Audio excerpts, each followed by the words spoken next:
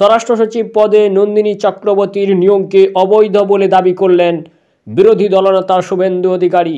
সঙ্গে মুখ্যমন্ত্রী মমতা বন্দ্যোপাধ্যায়ের সরকারের এই সিদ্ধান্তের বিরুদ্ধে আদালতে যাওয়ার কড়া হুঁশিয়ারি দিলেন। এই অবৈধ নিয়োগের বিরুদ্ধে আদালতের দ্বারস্থ হবেন শুভেন্দু অধিকারী। রবিবার 2023 সালের শেষ দিনে বিজ্ঞপ্তি জারি করে নতুন স্বরাষ্ট্র সচিব এবং মুখ্য সচিবের নাম ঘোষণা করে নবান্ন।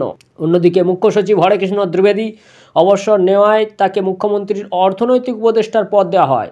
তার জায়গায় স্বরাষ্ট্র সচিব থেকে উন্নীত হয়ে মুখ্য সচিব হন বিপি গোপালিক। কিন্তু রাজ্য প্রশাসনকে চমক দিয়ে পর্যটন সচিব নন্দিনীকে করা হয় স্বরাষ্ট্র সচিব। সরকারি ঘোষণার পর সোমবার থেকে নবান্নে নিজের দপ্তরে এসে কাজ শুরু করেছেন নতুন স্বরাষ্ট্র সচিব।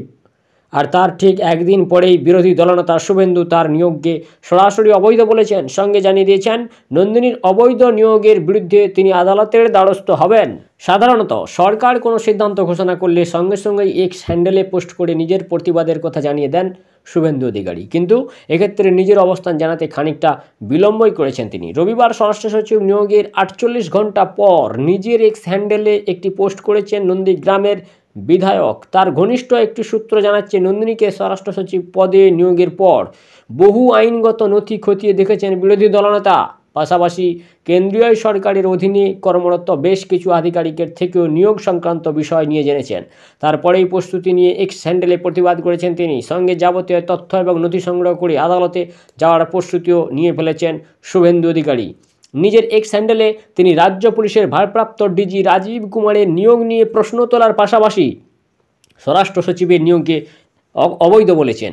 নন্দীগ্রামের বিধায়ক শুভেন্দু অধিকারী দাবি করেছেন রাজ্য প্রশাসনের 13 জন অতিরিক্ত মুখ্য সচিব ও 5 জন প্রধান সচিবকে বাদ দিয়ে স্বরাষ্ট্র দপ্তর অবৈধভাবে স্বরাষ্ট্র সচিব নিয়োগ করেছে। তিনি যে এই বিষয়টি নিয়ে অনেক দূর পর্যন্ত যাবেন। শুভেন্দু অধিকারী স্বরাষ্ট্র সচিব নিয়োগের প্রক্রিয়াকে অবৈধ দাবি করে তা কেন্দ্রীয় ক্যাবিনেট সচিব রাজীব গাউবা, কেন্দ্রীয় স্বরাষ্ট্র সচিব অজয় ভল্লা, প্রশাসনিক এবং প্রশিক্ষণ মন্ত্রকের সচিব এস রাধা চৌহানকেও জানিয়েছেন। সঙ্গে আইএএস আধিকারিকদের সংগঠনকেও জানিয়েছেন তিনি। শুভেন্দুর কথায় শুধু স্বরাষ্ট্র সচিব পদেই নয়, এর আগেও একাধিক পদে অবৈধভাবে আধিকারিকদের নিয়োগ করেছেন মুখ্যমন্ত্রী মমতা ব্যানার্জি। রাজীব কুমার আইপিএস হওয়া সত্ত্বেও তাকে তথ্য এবং প্রযুক্তি দপ্তরের সচিব করা হয়েছিল, যা পুরোপুরি অবৈধ।